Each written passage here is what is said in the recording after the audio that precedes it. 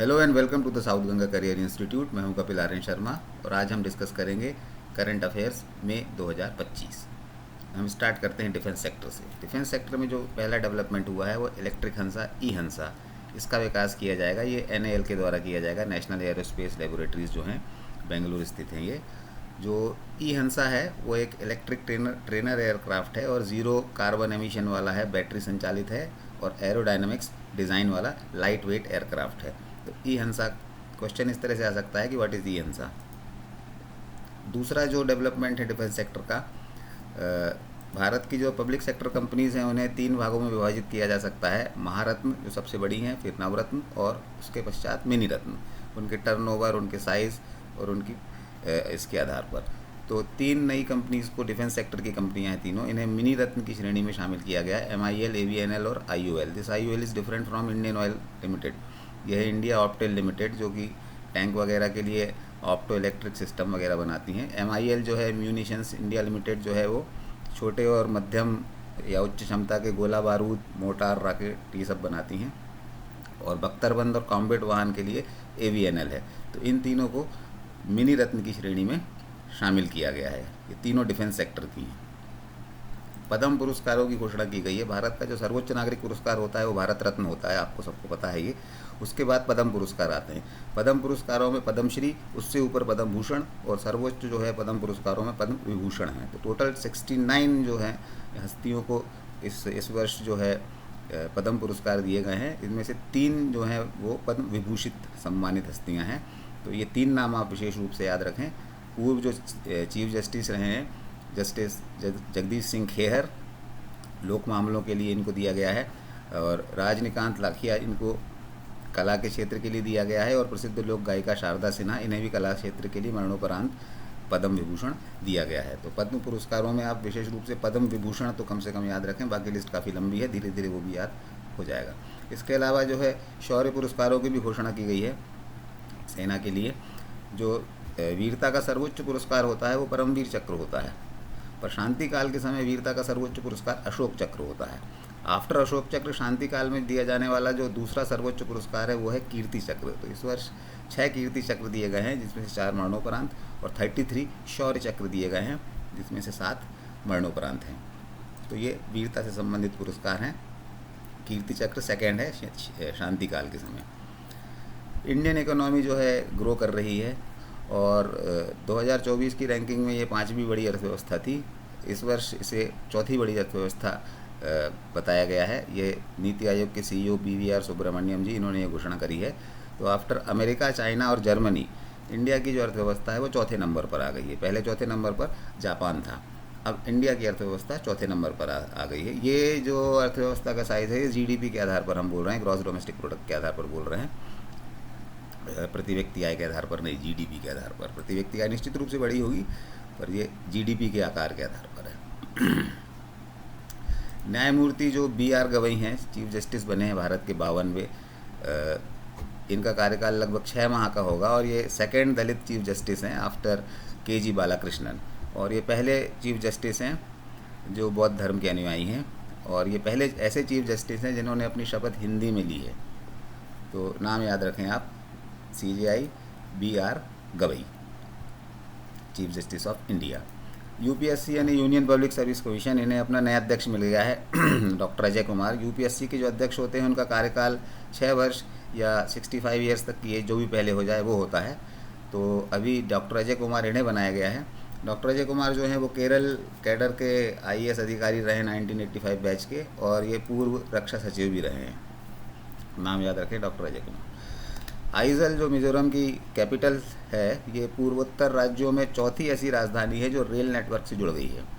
Bairabi Sairang railway line जो है, इसके माध्यम से आइजल को रेलवे नेटवर्क से जोड़ा गया है, राष्ट्रीय रेलवे नेटवर्क से। तो इससे पहले जो 3 अन्य राजधानी शहर थे पूर्वोत्तर राज्यों के, वो थे गुवाहाटी, अगरतला और अरुणाचल प्रदेश की राजधानी नाहरलगुन। ये 3 शहर पहले से जुड़े हुए थे, पूर्वोत्तर राज्यों के राजधानी शहरों की बात हो रही है।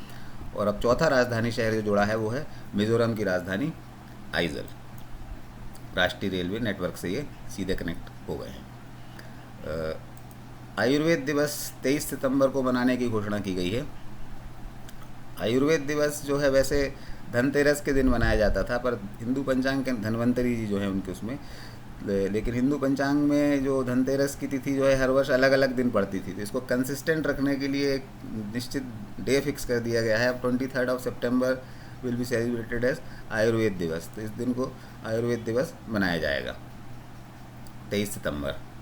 खेलो इंडिया यूथ गेम्स का आयोजन हुआ था 2025 का, ये बिहार में हुआ था। तो राज्य है बिहार, बिहार के 5 शहरों में हुआ था, पटना, राजगीर, गया, भागलपुर और बेगूसराय। 28 खेल प्रतियोगिता इन शहरों में हुई थी, और साइकिलिंग, शूटिंग और एथलेटिक्स ये दिल्ली में आयोजन हुआ था। कुछ ग्रामीण खेल नाम लिखे हुए आप पढ़ें उसको, इनको भी इस बार शामिल किया गया था, ताकि ग्रामीण प्रतिभाओं को अवसर प्रदान किया जा सके। खेलों का नाम है खेलो इंडिया यूथ गेम्स 2025, राज्य का नाम है बिहार, इनका आयोजन यहाँ पर किया गया था। विश्व की पहली जीनोम संपादित यानी जीनोम एडिटेड धान की किस्में विकसित की गई हैं। इन किस्मों के नाम कमला और पूसा DST राइस 1 है। तो ये जो धान की किस्में हैं इन्हें विकसित किया है ICAR ने, भारतीय कृषि अनुसंधान परिषद ने। क्वेश्चन इस तरह से आ सकता है कि कमला IET 32072 क्या है, या पूसा DST राइस 1 क्या है। तो ये धान की 2 किस्में हैं, GE किस्में हैं, जीनोम एडिटेड धान की किस्में, और विकसित किसने किया है, ICAR ने, भारतीय कृषि अनुसंधान परिषद। केरल का तिरुवनंतपुरम में जो विजिंजम अंतर्राष्ट्रीय डीप वाटर बहुउद्देशीय बंदरगाह ये स्टार्ट होगा। तो ये पहला कंटेनर ट्रांसशिपमेंट और अर्ध स्वचालित बंदरगाह है, जिसे PPP मॉडल पर तैयार किया गया है। PPP यानी कि पब्लिक प्राइवेट पार्टनरशिप, यानी कि सार्वजनिक और निजी क्षेत्र दोनों की भागीदारी होगी। तो इस बंदरगाह का नाम याद रखें, और किस राज्य में है, और मेजर शहर जहाँ पर है ये, उस इन तीनों का नाम आप याद रखें। केरल में है ये तिरुवनंतपुरम। AI की चर्चा आजकल हर तरफ होती है, आर्टिफिशियल इंटेलिजेंस की।